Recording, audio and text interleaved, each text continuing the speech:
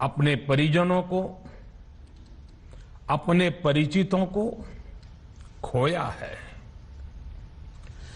ऐसे सभी परिवारों के साथ मेरी पूरी संवेदनाएं हैं। साथियों, बीते 100 वर्षों में आई ये सबसे बड़ी महामारी है, त्रासदी है। इस तरह की महामारी आधुनिक विश्व ने न देखी थी न अनुभव की थी। इतनी बड़ी वैश्विक महामारी से हमारा देश कई मोर्चों पर एक साथ लड़ा है। कोविड अस्पताल बनाने से लेकर आईसीयू बेड्स की संख्या बढ़ानी हो, भारत में वेंटिलेटर बनाने से लेकर टेस्टिंग लैब्स का एक बहुत बड़ा नेटवर्क तैयार करना हो, कोविड से लड़ने के लिए बीते 1.25 साल में ही देश में एक नया हेल्थ इंफ्रास्ट्रक्चर तैयार किया गया है। सेकंड वेव के दौरान अप्रैल और मई के महीने में भारत में मेडिकल ऑक्सीजन की डिमांड अकल्पनीय रूप से बढ़ गई थी। भारत के इतिहास में कभी भी इतनी मात्रा में मेडिकल ऑक्सीजन की जरूरत कभी भी महसूस नहीं की गई। इस जरूरत को पूरा करने के लिए युद्ध स्तर पर काम किया गया। सरकार के सभी तंत्र लगे। ऑक्सीजन रेल चलाई गई, एयरफोर्स के विमानों को लगाया गया, नौसेना को लगाया गया। बहुत ही कम समय में लिक्विड मेडिकल ऑक्सीजन के प्रोडक्शन में 10 गुना से ज्यादा बढ़ाया गया। दुनिया के हर कोने से, जहां कहीं से भी जो कुछ भी उपलब्ध हो सकता था उसको प्राप्त करने का भरसक प्रयास किया गया, लाया गया। इसी तरह जरूरी दवाओं के प्रोडक्शन को कई गुना बढ़ाया गया। विदेशों में जहां भी दवाइयां उपलब्ध हो वहां से उन्हें लाने में कोई कोर कसर बाकी नहीं छोड़ी गई। साथियों, कोरोना जैसे अदृश्य और रूप बदलने वाले दुश्मन के खिलाफ लड़ाई में सबसे प्रभावी हथियार कोविड प्रोटोकॉल है। मास्क, 2 गज की दूरी और बाकी सारी सावधानियां उसका पालन ही है। इस लड़ाई में वैक्सीन हमारे लिए सुरक्षा कवच की तरह है। आज पूरे विश्व में वैक्सीन के लिए जो मांग है उसकी तुलना में उत्पादन करने वाले देश और वैक्सीन बनाने वाली कंपनियां बहुत कम है, इन्हीं गिनी हैं। कल्पना करिए कि अभी हमारे पास भारत में बनी वैक्सीन नहीं होती तो आज भारत जैसे विशाल देश में क्या होता। आप पिछले 50-60 साल का इतिहास देखेंगे तो पता चलेगा कि भारत को विदेशों से वैक्सीन प्राप्त करने में दशकों लग जाते थे। विदेशों में वैक्सीन का काम पूरा हो जाता था, तब भी हमारे देश में वैक्सीनेशन का काम शुरू भी नहीं हो पाता था।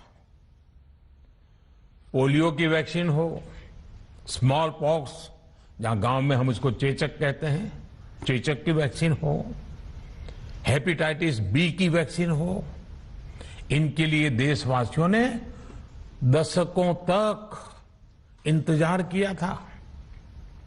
जब 2014 में देशवासियों ने हमें सेवा का अवसर दिया तो भारत में वैक्सीनेशन का कवरेज 2014 में भारत में वैक्सीनेशन का कवरेज सिर्फ 60% के आसपास था, 60% के आसपास था। और हमारी दृष्टि में ये बहुत चिंता की बात थी।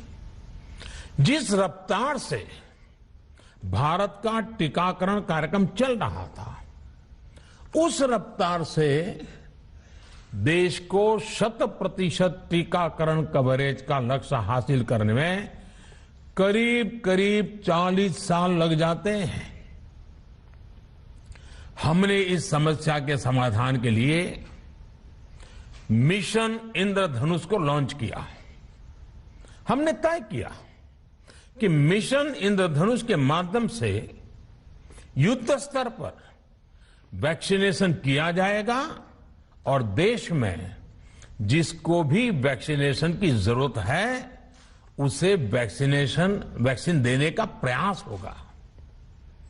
हमने मिशन मोड में काम किया और सिर्फ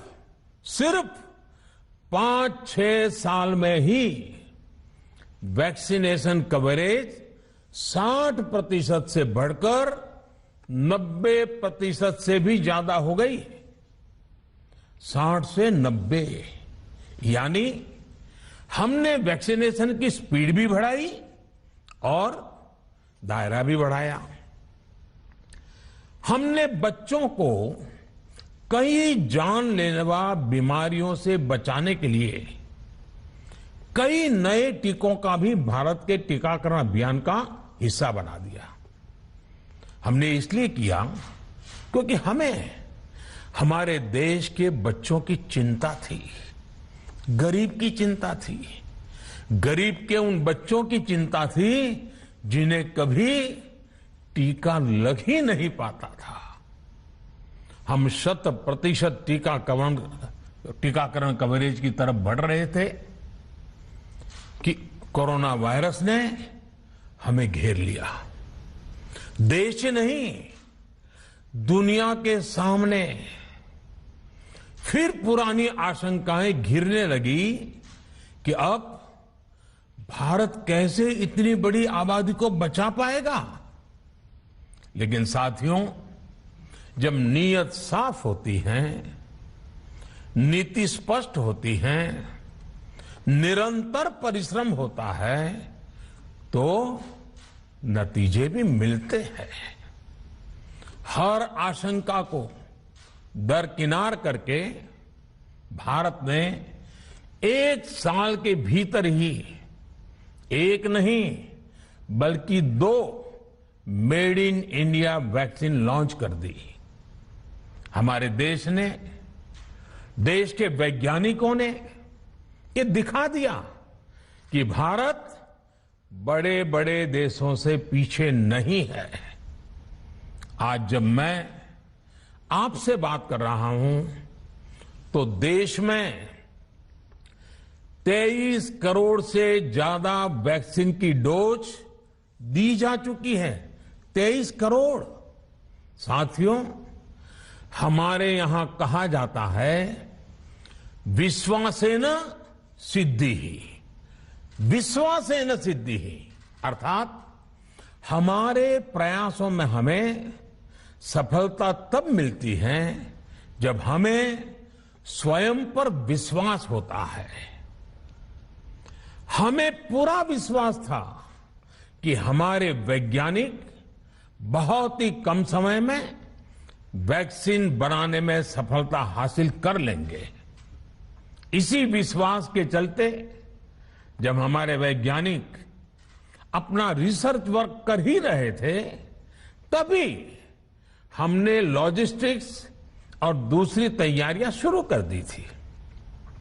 आप सब भली भांति जानते हैं कि पिछले साल यानी एक साल पहले, पिछले साल अप्रैल में जब कोरोना के कुछ ही हजार केस थे, उसी समय वैक्सीन टास्क फोर्स का गठन कर दिया गया था।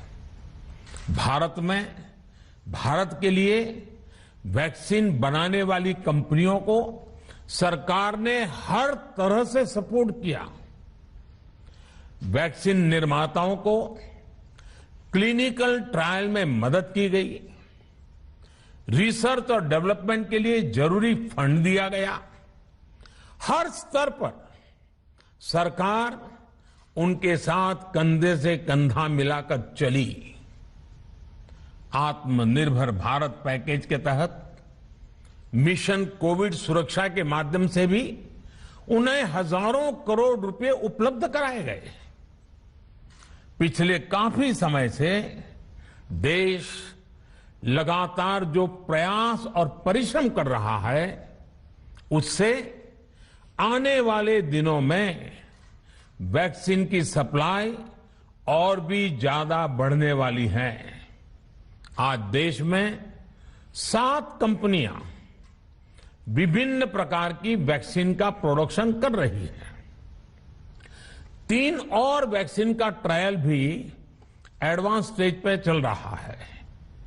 वैक्सीन की उपलब्धता बढ़ाने के लिए दूसरे देशों की कंपनियों से भी वैक्सीन खरीदने की प्रक्रिया को तेज किया गया है। इधर हाल के दिनों में कुछ एक्सपर्ट्स द्वारा हमारे बच्चों को लेकर भी चिंता जताई गई है। इस दिशा में भी 2 वैक्सीन का ट्रायल तेजी से चल रहा है। इसके अलावा अभी देश में एक नेजल वैक्सीन पर भी रिसर्च जारी है। इसे सिरिंज से न देकर नाक में स्प्रे किया जाएगा। देश को अगर निकट भविष्य में इस वैक्सीन पर सफलता मिलती है तो इससे भारत के वैक्सीन अभियान में और ज्यादा तेजी आएगी। साथियों, इतने कम समय में वैक्सीन बनाना अपने आप में पूरी मानवता के लिए बहुत बड़ी उपलब्धि है, लेकिन इसकी अपनी सीमाएं भी हैं। वैक्सीन बनने के बाद भी दुनिया के बहुत कम देशों में वैक्सीनेशन प्रारंभ हुआ और ज्यादातर समृद्ध देशों में ही शुरू हुआ। WHO ने वैक्सीनेशन को लेकर गाइडलाइंस दी। वैज्ञानिकों ने वैक्सीनेशन की रूपरेखा रखी और भारत ने भी जो अन्य देशों की बेस्ट प्रैक्टिसेस थी, विश्व स्वास्थ्य संगठन WHO के मानक थे, उसी आधार पर चरणबद्ध तरीके से वैक्सीनेशन करना तय किया। केंद्र सरकार ने मुख्यमंत्रियों के साथ हुई अनेकों बैठकों से जो सुझाव मिले, संसद के विभिन्न दलों के साथियों द्वारा जो सुझाव मिले, उसका भी पूरा ध्यान रखा। इसके बाद ही ये तय हुआ कि जिन्हें कोरोना से ज्यादा खतरा है उन्हें प्राथमिकता दी जाएगी। इसलिए ही हेल्थ वर्कर्स, फ्रंटलाइन वर्कर्स, 60 वर्ष की आयु से ज्यादा के नागरिक, बीमारियों से ग्रसित 45 वर्ष से ज्यादा आयु के नागरिक, इन सभी को वैक्सीन पहले लगनी शुरू हुई है। आप कल्पना कर सकते हैं कि अगर कोरोना की दूसरी वेव से पहले हमारे फ्रंटलाइन वर्कर्स को वैक्सीन नहीं लगी होती तो क्या होता? सोचिए, हमारे डॉक्टर्स, नर्सिंग स्टाफ को वैक्सीन ना लगी तो क्या होता? अस्पतालों में सफाई करने वाले हमारे भाई बहनों को, एम्बुलेंस के हमारे ड्राइवर्स भाई बहनों को वैक्सीन ना लगी होती तो क्या होता? ज्यादा से ज्यादा हेल्थ वर्कर्स को वैक्सीनेशन होने की वजह से ही वो निश्चिंत होकर दूसरों की सेवा में लग पाए, लाखों देशवासियों का जीवन बचा पाए। लेकिन देश में कम होते कोरोना के मामलों के बीच केंद्र सरकार के सामने अलग अलग सुझाव भी आने लगे, भिन्न भिन्न मांगे होने लगी, पूछा जाने लगा सब कुछ भारत सरकार ही क्यों तय कर रही है, राज्य सरकारों को छूट क्यों नहीं दी जा रही है, राज्य सरकारों को लॉकडाउन की छूट क्यों नहीं मिल रही है, one size does not fit all जैसी बातें भी कही गई। दलील ये दी गई कि संविधान में चूंकि हेल्थ, आरोग्य प्रमुख रूप से राज्य का विषय है, इसलिए अच्छा है कि सब राज्य ही करें। इसलिए इस दिशा में एक शुरुआत की गई।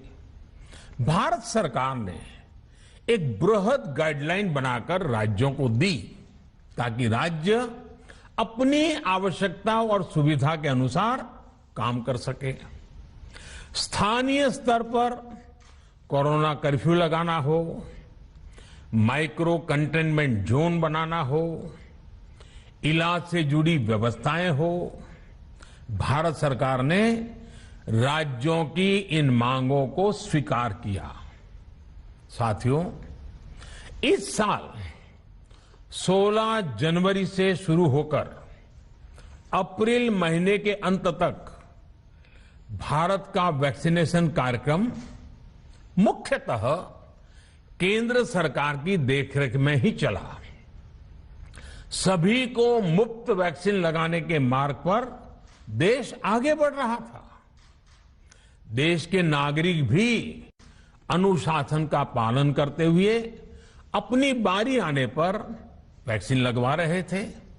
इस बीच कई राज्य सरकारों ने फिर कहा कि वैक्सीन का काम डिसेंट्रलाइज किया जाए और राज्यों पर छोड़ दिया जाए। तरह तरह के स्वर उठे, जैसे कि वैक्सीनेशन के लिए एज ग्रुप क्यों बनाए गए। दूसरी तरफ किसी ने कहा कि उम्र की सीमा आखिर केंद्र सरकार ही क्यों तय करे। कुछ आवाजें तो ऐसी भी उठी कि बुजुर्गों का वैक्सीनेशन पहले क्यों हो रहा है। भांति भांति के दबाव भी बनाए गए। देश के मीडिया के एक वर्ग ने इसे कैंपेन के रूप में भी चलाया। साथियों, काफी चिंतन मनन के बाद इस बात पर सहमति बनी कि राज्य सरकारें अपनी तरफ से भी प्रयास करना चाहती हैं, तो भारत सरकार को क्यों इतराज हो और भारत सरकार इतराज क्यों करे। राज्यों की इस मांग को देखते हुए, उनके आग्रह को ध्यान में रखते हुए 16 जनवरी से जो व्यवस्था चली आ रही थी, उसमें प्रयोग के तौर पर एक बदलाव किया गया। हमने सोचा कि राज्य ये मांग कर रहे हैं, उनका उत्साह है, तो चलो भाई 25% का काम उन्हीं को सुपुर्द कर दिया जाए, उन्हीं को दे दिया जाए। स्वाभाविक है 1 मई से राज्यों को 25% काम उनके हवाले कर दिया गया। उसे पूरा करने के लिए उन्होंने अपने अपने तरीके से प्रयास भी किए। इतने बड़े काम में किस तरह की कठिनाइयां आती हैं, ये भी उनके ध्यान में आने लगा। उनको पता चला पूरी दुनिया में वैक्सीन की क्या स्थिति है, इसकी सच्चाई से भी राज्य परिचित हुए। और हमने देखा, एक तरफ मई में सेकेंड वेव, दूसरी तरफ वैक्सीन के लिए लोगों का बढ़ता रुझान और तीसरी तरफ राज्य सरकारों की कठिनाइयां। मई में 2 सप्ताह बीतते बीतते कुछ राज्य खुले मन से ये कहने लगे कि पहले वाली व्यवस्था ही अच्छी थी। धीरे धीरे इसमें कई राज्य सरकारें जुड़ती चली गई। वैक्सीन का काम राज्यों पर छोड़ा जाए, जो इसकी वकालत कर रहे थे उनके विचार भी बदलने लगे। एक अच्छी बात रही कि समय रहते राज्य पुनर्विचार की मांग के साथ फिर आगे आए। राज्यों की इस मांग पर हमने भी सोचा कि देशवासियों को तकलीफ ना हो, सुचारू रूप से उनका वैक्सीनेशन हो। इसके लिए 1 मई के पहले वाली, यानी 1 मई के पहले 16 जनवरी से अप्रैल अंत तक जो व्यवस्था थी, पहले वाली पुरानी व्यवस्था को फिर से लागू किया जाए। साथियों, आज ये निर्णय लिया गया है कि राज्यों के पास वैक्सीनेशन से जुड़ा जो 25% काम था, उसकी जिम्मेदारी भी भारत सरकार उठाएगी। ये व्यवस्था आने वाले 2 सप्ताह में लागू की जाएगी। इन 2 सप्ताह में केंद्र और राज्य सरकारें मिलकर नई गाइडलाइंस के अनुसार आवश्यक तैयारी कर लेगी। संयोग है कि 2 सप्ताह बाद 21 जून को ही अंतर्राष्ट्रीय योग दिवस भी है।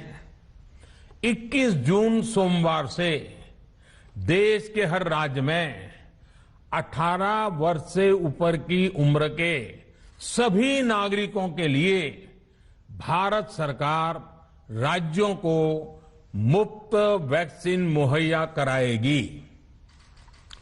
वैक्सीन निर्माताओं से कुल वैक्सीन उत्पादन का 75% हिस्सा भारत सरकार खुद ही खरीदकर राज्य सरकारों को मुफ्त देगी।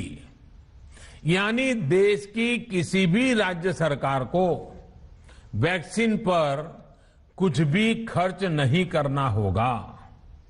अब तक देश के करोड़ों लोगों को मुफ्त वैक्सीन मिली है। अब 18 वर्ष की आयु के लोग भी इसमें जुड़ जाएंगे। सभी देशवासियों के लिए भारत सरकार ही मुफ्त वैक्सीन उपलब्ध करवाएगी। गरीब हो, निम्न मध्यम वर्ग हो, मध्यम वर्ग हो या फिर उच्च वर्ग, भारत सरकार के अभियान में मुफ्त वैक्सीन ही लगाई जाएगी। हां, जो व्यक्ति मुफ्त में वैक्सीन नहीं लगवाना चाहते, प्राइवेट अस्पताल में वैक्सीन लगवाना चाहते हैं, उनका भी ध्यान रखा गया है। देश में बन रही वैक्सीन में से 25% प्राइवेट सेक्टर के अस्पताल सीधे ले पाए, ये व्यवस्था जारी रहेगी। प्राइवेट अस्पताल वैक्सीन की निर्धारित कीमत के उपरांत एक डोज पर अधिकतम 150 रुपये ही सर्विस चार्ज ले सकेंगे। इसकी निगरानी करने का काम राज्य सरकारों के पास ही रहेगा। साथियों, हमारे शास्त्रों में कहा गया है, प्राप्य आपदम न व्यथते कदाचित, उद्योगम अनु इच्छति चा प्रमत्तः। अर्थात विजेता आपदा आने पर उससे परेशान होकर हार नहीं मानते, बल्कि उद्यम करते हैं, परिश्रम करते हैं और परिस्थिति पर जीत हासिल करते हैं। कोरोना से लड़ाई में 130 करोड़ से अधिक भारतीयों ने अभी तक की यात्रा आपसी सहयोग, दिन रात मेहनत करके तय की है। आगे भी हमारा रास्ता हमारे श्रम और सहयोग से ही मजबूत होगा। हम वैक्सीन प्राप्त करने की गति भी बढ़ाएंगे और वैक्सीनेशन अभियान को भी और गति देंगे। हमें याद रखना है कि भारत में वैक्सीनेशन की रफ्तार आज भी दुनिया में बहुत तेज है, अनेक विकसित देशों से भी तेज है। हमने जो टेक्नोलॉजी प्लेटफॉर्म बनाया है कोविन, उसकी भी पूरी दुनिया में चर्चा हो रही है। अनेक देशों ने भारत के इस प्लेटफॉर्म को इस्तेमाल करने में रुचि भी दिखाई है। हम सब देख रहे हैं कि वैक्सीन की एक एक डोज कितनी महत्वपूर्ण है। हर डोज से एक जिंदगी जुड़ी हुई है। केंद्र सरकार ने ये व्यवस्था भी बनाई है कि हर राज्य को कुछ सप्ताह पहले ही बता दिया जाएगा कि उसे कब कितनी डोज मिलने वाली है। मानवता के इस पवित्र कार्य में वाद विवाद और राजनीतिक छींटाकशी से ऐसी बातों को कोई भी अच्छा नहीं मानता है। वैक्सीन की उपलब्धता के अनुसार पूरे अनुशासन के साथ वैक्सीन लगती रहे, देश के हर नागरिक तक हम पहुंच सके, ये हर सरकार, हर जनप्रतिनिधि, हर प्रशासन की सामूहिक जिम्मेदारी है। प्रिय देशवासियों, टीकाकरण के अलावा आज एक और बड़े फैसले में, उस फैसले से मैं आपको अवगत कराना चाहता हूं। पिछले वर्ष जब कोरोना के कारण लॉकडाउन लगाना पड़ा था, तो प्रधानमंत्री गरीब कल्याण अन्न योजना के तहत 8 महीने तक 80 करोड़ से अधिक देशवासियों को मुफ्त राशन की व्यवस्था हमारे देश ने की थी। इस वर्ष भी दूसरी वेव के कारण मई और जून के लिए भी इस योजना का विस्तार किया गया था। आज सरकार ने फैसला लिया है कि प्रधानमंत्री गरीब कल्याण अन्न योजना को अब दीपावली तक आगे बढ़ाया जाएगा। महामारी के इस समय में सरकार गरीब की हर जरूरत के साथ उसका साथी बनकर खड़ी है। यानी नवंबर तक 80 करोड़ से अधिक देशवासियों को हर महीने तय मात्रा में मुफ्त अनाज उपलब्ध होगा। इस प्रयास का मकसद यही है कि मेरे किसी भी गरीब भाई बहन को, उसके परिवार को भूखा सोना ना पड़े। साथियों, देश में हो रहे इन प्रयासों के बीच कई क्षेत्रों से वैक्सीन को लेकर भ्रम और अफवाहों की जानकारी चिंता बढ़ाती है। ये चिंता भी मैं आपके सामने व्यक्त करना चाहता हूं। जब से भारत में वैक्सीन पर काम शुरू हुआ, तभी से कुछ लोगों द्वारा ऐसी बातें कही गई जिससे आम लोगों के मन में शंका पैदा हो। कोशिश ये भी हुई कि भारत के वैक्सीन निर्माताओं का हौसला पस्त पड़ जाए और उनके सामने अनेक प्रकार की बाधाएं आए। जब भारत की वैक्सीन आई तो अनेक माध्यमों से शंका आशंका को और बढ़ाया गया। वैक्सीन न लगवाने के लिए भांति भांति के तर्क प्रचारित किए गए। इन्हें भी देश देख रहा है। जो लोग वैक्सीन को लेकर आशंका पैदा कर रहे हैं, अफवाहें फैला रहे हैं, वो भोले भाले भाई बहनों के जीवन के साथ बहुत बड़ा खिलवाड़ कर रहे हैं। ऐसी अफवाहों से सतर्क रहने की जरूरत है। मैं भी आप सबसे, समाज के प्रबुद्ध लोगों से, युवाओं से अनुरोध करता हूं कि आप भी वैक्सीन को लेकर जागरूकता बढ़ाने में सहयोग करें। अभी कई जगहों पर कोरोना कर्फ्यू में ढील दी जा रही है, लेकिन इसका मतलब ये नहीं कि हमारे बीच से कोरोना चला गया है। हमें सावधान भी रहना है और कोरोना से बचाव के नियमों का भी सख्ती से पालन करते रहना है। मुझे पूरा विश्वास है हम सब कोरोना से इस जंग में जीतेंगे। भारत कोरोना से जीतेगा। इन्हीं शुभकामनाओं के साथ आप सभी देशवासियों का बहुत बहुत धन्यवाद।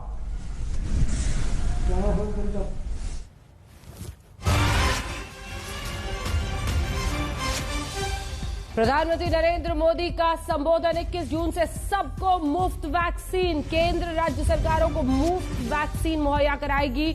और इसी के साथ प्रधानमंत्री कल्याण अन्न योजना के तहत 80 करोड़ देशवासियों को मुफ्त अनाज दिया जाएगा नवंबर के महीने तक। देखिए, दो बड़े ऐलान जो प्रधानमंत्री ने आज कहा है, जिसमें 21 जून से सबको मुफ्त वैक्सीन, 18 वर्ष की उम्र से ज्यादा के जितने भी लोग होंगे सभी को मुफ्त वैक्सीन दी जाएगी, उन्हें छोड़कर जो प्राइवेट अस्पताल में पैसे देकर लेना चाहते हैं।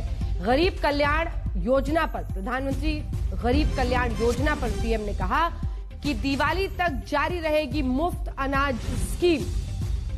80 करोड़ देश की जनता का उन्होंने जिक्र किया। किसी भी परिवार को भूखा नहीं सोने देंगे। वैक्सीनेशन पर जो बड़ा ऐलान प्रधानमंत्री ने किया है, पहले वो सुनिए। आज ये निर्णय लिया गया है कि राज्यों के पास वैक्सीनेशन से जुड़ा जो 25% काम था, उसकी जिम्मेदारी भी भारत सरकार उठाएगी।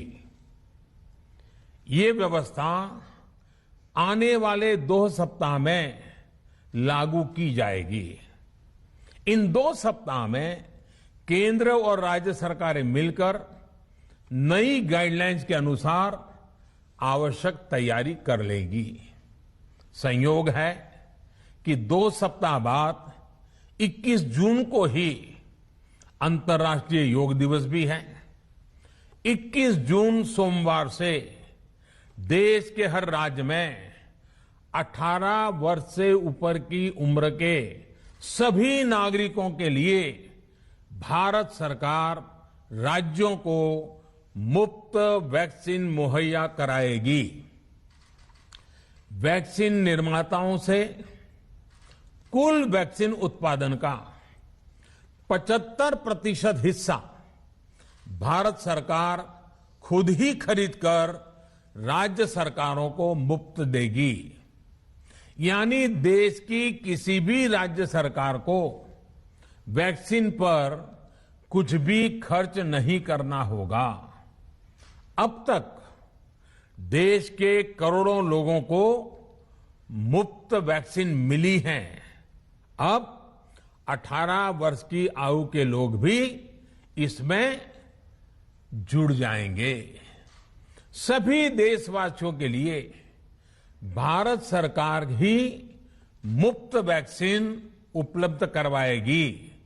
गरीब हो, निम्न मध्यम वर्ग हो, मध्यम वर्ग हो या फिर उच्च वर्ग, भारत सरकार के अभियान में मुफ्त वैक्सीन ही लगाई जाएगी।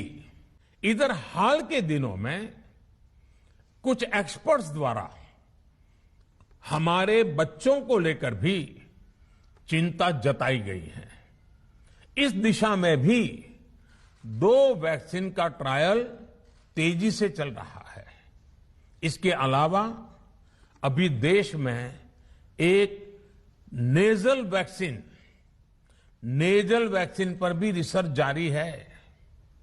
इसे सिरिंज से न देकर नाक में स्प्रे किया जाएगा। देश को अगर निकट भविष्य में इस वैक्सीन पर सफलता मिलती है तो इससे भारत के वैक्सीन अभियान में और ज्यादा तेजी आएगी।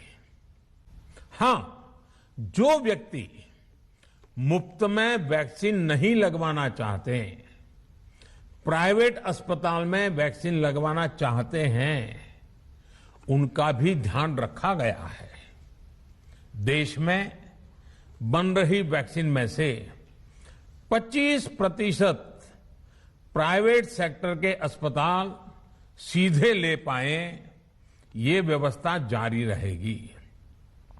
प्राइवेट अस्पताल वैक्सीन की निर्धारित कीमत के उपरांत एक डोज पर अधिकतम 150 रुपये ही सर्विस चार्ज ले सकेंगे। इसकी निगरानी करने का काम राज्य सरकारों के पास ही रहेगा।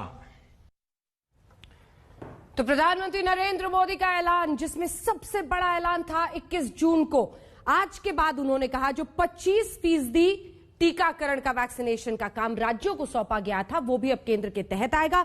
अगले 2 सप्ताह में इस पर पूरा काम होगा। 21 जून से 18 से ज्यादा की उम्र वाले सभी लोगों को मुफ्त वैक्सीन मुहैया कराएगी सरकार। इसी के साथ पीएम जो गरीब कल्याण योजना है, उसके तहत 80 करोड़ लोगों को नवंबर के महीने तक मुफ्त खाना देने का भी उन्होंने ऐलान किया है। ये बड़ी खबर। और इसी के साथ आइए चर्चा की शुरुआत करते हैं। 2 खास मेहमान हमारे साथ जुड़ रहे हैं इस पर, जो चर्चा करेंगे हम, जिनके साथ वैक्सीन को लेकर जो शंकाएं थी। एक तरफ अपराजिता सारंगी, भारतीय जनता पार्टी की सांसद, हमारे साथ जुड़ गई हैं। दूसरी तरफ रागिनी नायक जी। रागिनी नायक जी, मुफ्त वैक्सीन की तैयारी हो गई है 21 जून से।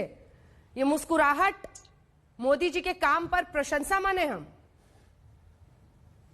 अंजना जी, देखिए, मोदी रीत सदा चली आई, जो कह जाए वो कभी ना निभाई, वादे या जुमले, ये बड़ा सवाल है।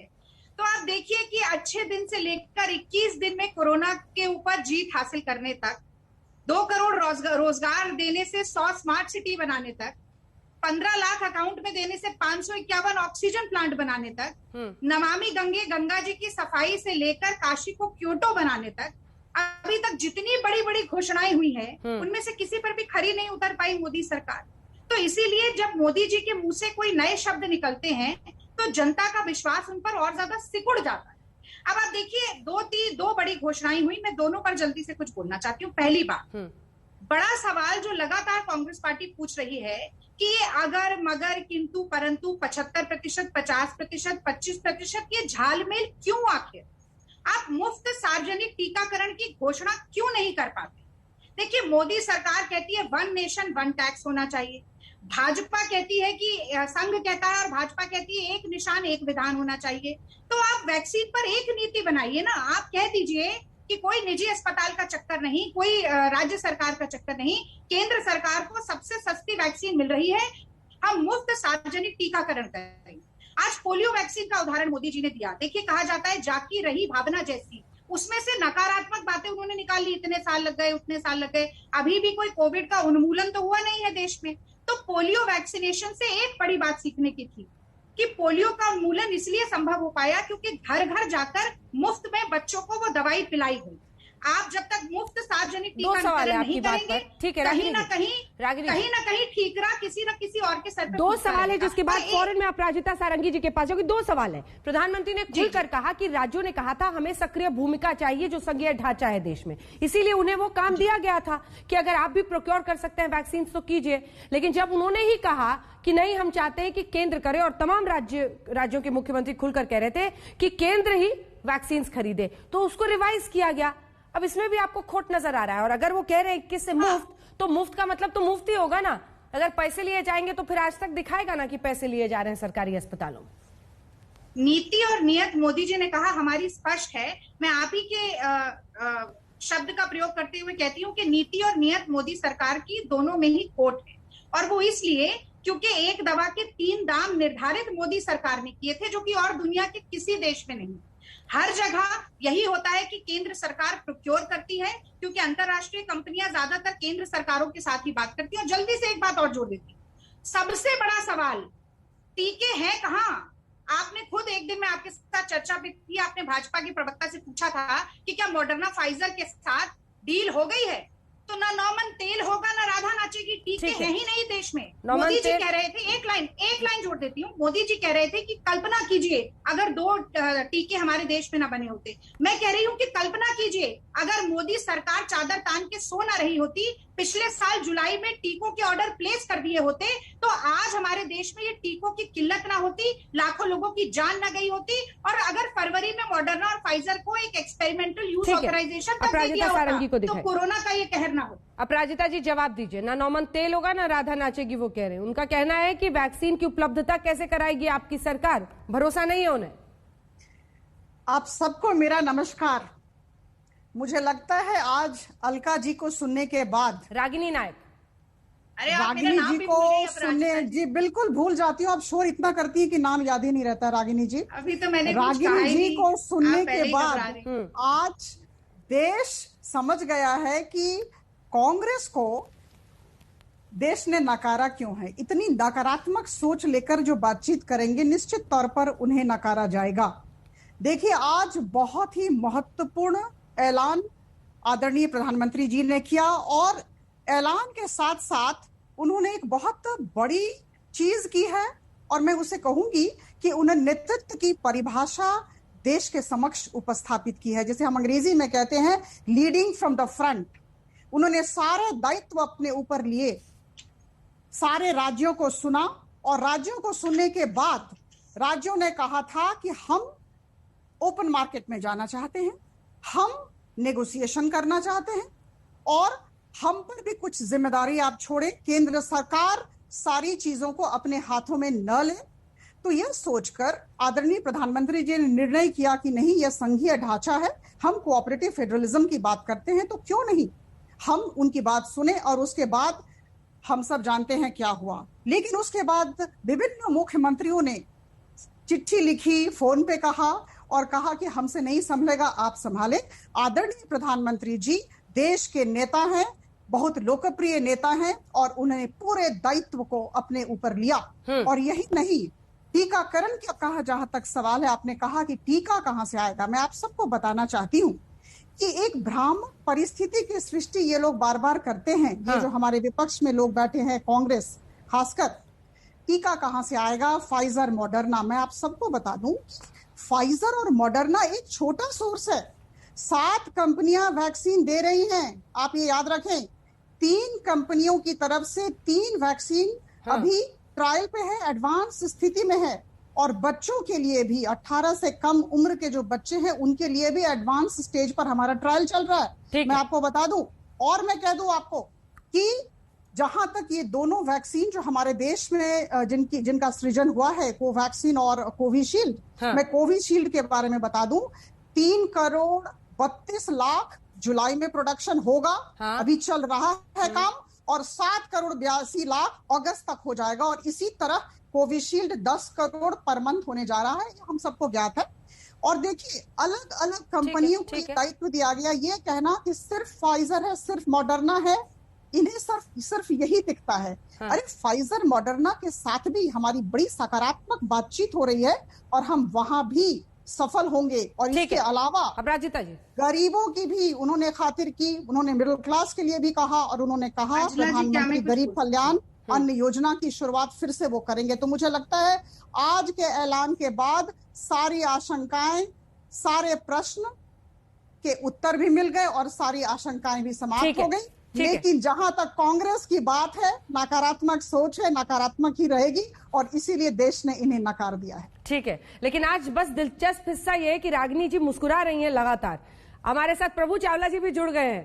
प्रभु Chawla ji, consulting editor, TV Today group. जल्दी से सर आपके पास आते हुए, देखिए, एक तो ये साफ है कि क्या छवि को नुकसान हो रहा था, यानी प्रधानमंत्री ने आज जो बड़े फैसले सुनाए हैं, मुफ्त वैक्सीन, ये हर कोई सुनना चाहता था, फ्री कर दो वैक्सीन फ्री 21 जून से, बड़ा ऐलान, और साथ ही गरीब कल्याण के साथ जो मुफ्त अनाज, दोनों के साथ, और साथ ही 25% काम भी जो राज्य, क्योंकि मुख्यमंत्री तमाम कह रहे थे कि अब सेंटर ही टेक ओवर करे और वही करे, तो वो भी अपने हाथ में ले लिया है। जी, जब शुरू हुआ प्रधानमंत्री जी का भाषण, उससे पहले मैं शायद 25 सेकंड के लिए बोल रहा था, उससे कट गया। मैंने कहा था कि प्रधानमंत्री को ये सोचना होगा कि 11 मुख्यमंत्री ने जो लिखा है कि केंद्र को अपने हाथ में लेनी चाहिए और फ्री बांटनी चाहिए, उसके बारे में प्रधानमंत्री जी बोलेंगे। वो सेंटेंस पूरा नहीं हुआ और प्रधानमंत्री जी का भाषण शुरू हो गया। क्योंकि मेरे को पता था कि प्रधानमंत्री कोई ना कोई नई चीज बन रही है। तब तक मैं सोच रहा था, जब आप ब्रेक ले रही थी, मैं अपने सोर्सेज से बात कर रहा था, तो मेरे को ये इंडिकेशन मिल गया था कि प्रधानमंत्री ये सब अपने हाथ में रखने वाले हैं। वो सेंटेंस मेरा पूरा नहीं हुआ, इसलिए जो आप कहते हैं ब्रेकिंग न्यूज, एक्सक्लूसिव, स्कूप, वो सारा खत्म हो गया उसके अंदर, वो सारी बातें खत्म होगी। अभी तक मैं अपराजिता जी को सुन रहा था कि बिल्कुल अच्छी बात है, हमारे पास बड़ी कंपनियां आ रही हैं, प्रधानमंत्री ने बड़ी एश्योरेंसेस दी हैं और प्रधानमंत्री की बातों के ऊपर सबको विश्वास करना चाहिए।